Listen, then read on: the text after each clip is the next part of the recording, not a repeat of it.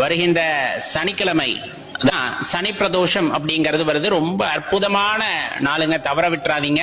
சிவவிரதங்கள்ல உயரியதா சொல்லப்படுறது நம்மளுக்கு நல்லா தெரியும். பிரதோஷ விரதம், அதுலயும் குறிப்பா இந்த சனி பிரதோஷத்தை குறிப்பிட்டு சொல்லுவாங்க.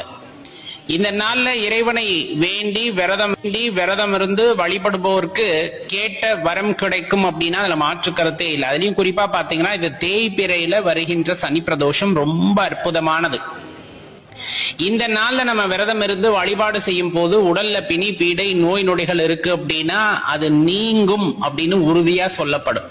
இன்னொன்னு, சனி பகவானுடைய பார்வையினால் ஏற்படக்கூடிய பிரச்சனைகளிலிருந்து விமோசனம் கிடைக்கும் அப்படின்னு சொல்லுவாங்க. ஏன்னா இப்ப குறிப்பிட்டு சில ராசிகளுக்கு பாத்தீங்க அப்படின்னா சனி பகவானுடைய உக்ரமான பார்வையில் ரொம்ப கஷ்டப்பட்டு இருப்பாங்க. அவங்க எல்லாமே இந்த சனி பிரதோஷத்தன்னைக்கு சிவபெருமானுடைய ஆலயத்திற்கு சென்று சிவபெருமானை வழிபடும் பொழுது அந்த தாக்கங்களிலிருந்து படிப்படியாக நம்மை பாதுகாத்துக் கொள்ளலாம் அப்படிங்கறத தெரிஞ்சுக்கணும்.